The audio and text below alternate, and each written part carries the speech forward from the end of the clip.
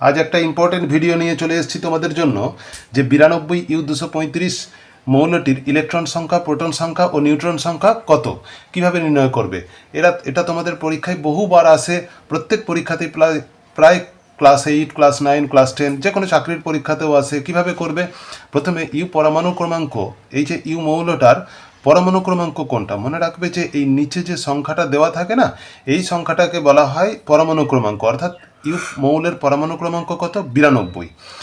আর এই যে ওপরে ডান দিকে দেওয়া থাকে, কখনো কখনো বাঁ দিকেও ওপরে দেওয়া থাকে, এই সংখ্যাটাকে বলা হয় ভর সংখ্যা। অর্থাৎ এর ভর সংখ্যা কত হবে? 235 হবে।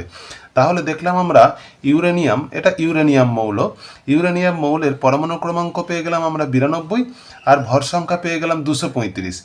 এইবার আমার দরকার কি? ইলেকট্রন সংখ্যা। ইলেকট্রনকে ই দিয়ে লেখা হয়।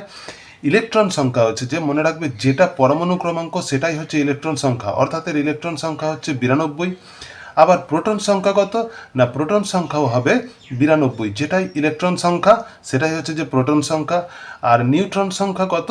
না, নিউট্রন সংখ্যা বার করতে গেলে সূত্রটা হচ্ছে ভর সংখ্যা, ভর সংখ্যা থেকে তোমাদের করতে হবে কি? পরমাণু ক্রমাঙ্ক বিয়োগ করতে হবে, পরমাণু ক্রমাঙ্ক বিয়োগ করতে হবে। তাহলে আমরা কি করব? না, ভর সংখ্যা কত এখানেতে? ভর সংখ্যা হচ্ছে 235 আর পরমাণু ক্রমাঙ্ক হচ্ছে যে 92। বিয়োগ করে দাও, দেখো কত হচ্ছে? 2 3 হবে, এটা 9 কত 13, 9 4 13, 143। তাহলে 143 হয়ে গেল আমার নিউট্রন সংখ্যা। এইবার আমরা ইলেকট্রন পেয়ে গেলাম, প্রোটন পেয়ে গেলাম, নিউট্রন পেয়ে গেলাম। আর কিছু গুরুত্বপূর্ণ তথ্য হচ্ছে, যেমন ইলেকট্রন সবসময় হচ্ছে যে ইলেকট্রন হচ্ছে যে নেগেটিভ তড়িৎগ্রস্ত কণা। ইলেকট্রন কি? নেগেটিভ তড়িৎগ্রস্ত কণা। প্রোটন হচ্ছে যে পজিটিভ তড়িৎগ্রস্ত কণা। এগুলো পরীক্ষায় খুব আসে যে ইলেকট্রন কোন তড়িৎগ্রস্ত কণা, প্রোটন কোন তড়িৎগ্রস্ত কণা। তোমরা জেনে রাখবে ইলেকট্রন হচ্ছে যে নেগেটিভ তড়িৎগ্রস্ত কণা, প্রোটন হচ্ছে যে পজিটিভ তড়িৎগ্রস্ত কণা, আর নিউট্রন কি? নিউট্রন হচ্ছে যে নিস্তড়িৎ, এর মধ্যে কোনো তড়িৎ থাকে না। নিউট্রন হচ্ছে যে নিস্তড়িৎ কণা।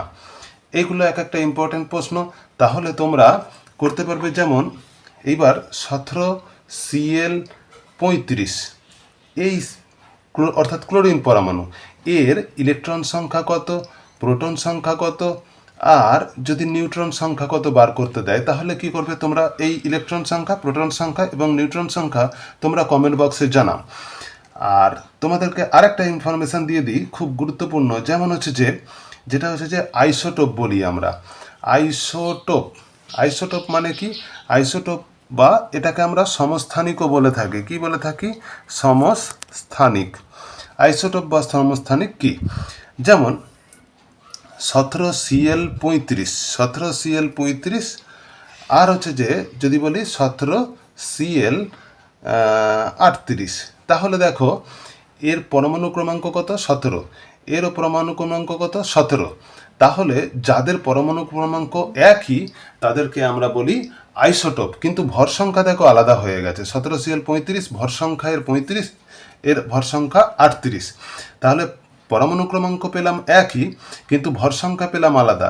তাই এগুলোকে বলা হয়, এই দুটো মৌল পরস্পরের হচ্ছে যে সমস্থানিক।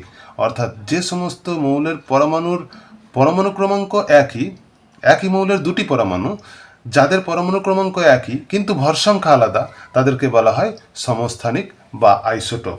যেমন 1H1, 1H2 আর 1H3, এগুলো হচ্ছে সব হাইড্রোজেনের আইসোটোপ। দেখো প্রত্যেকের পরমাণু ক্রমাঙ্ক একই আছে, কিন্তু ভর সংখ্যা দেখো, এর ভর সংখ্যা 1, এর ভর সংখ্যা 2, এর ভর সংখ্যা হচ্ছে 3, প্রত্যেকের ভর সংখ্যা আলাদা। কিন্তু দেখো একই মৌলের বিভিন্ন পরমাণু, সবই হাইড্রোজেন মৌল, কিন্তু পরমাণুগুলো আলাদা। এটা হচ্ছে যে এই পরমাণুটার নাম হচ্ছে, হাইড্রোজেনের এই পরমাণুটার নাম হচ্ছে প্রোটিয়াম, হাইড্রোজেনের এই পরমাণুটার নাম হচ্ছে ডয়টোরিয়াম, হাইড্রোজেনের এই পরমাণুটার নাম হচ্ছে যে ট্রয়টোরিয়াম বা ট্রিটিয়াম।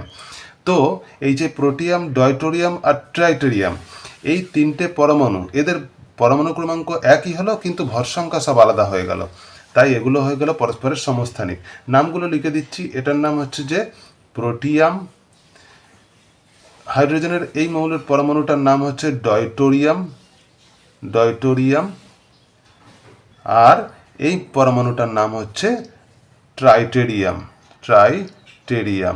তোমাদের পরীক্ষায় যদি আসে যে একটি সমস্থানিকের উদাহরণ দাও, তাহলে তোমরা উদাহরণ দিতে পারো হাইড্রোজেনের হাইড্রোজেন মৌলের 3টি পরমাণু, প্রোটিয়াম, ডয়টোরিয়াম, ট্রাইটেরিয়াম, এরা পরস্পরের সমস্থানিক।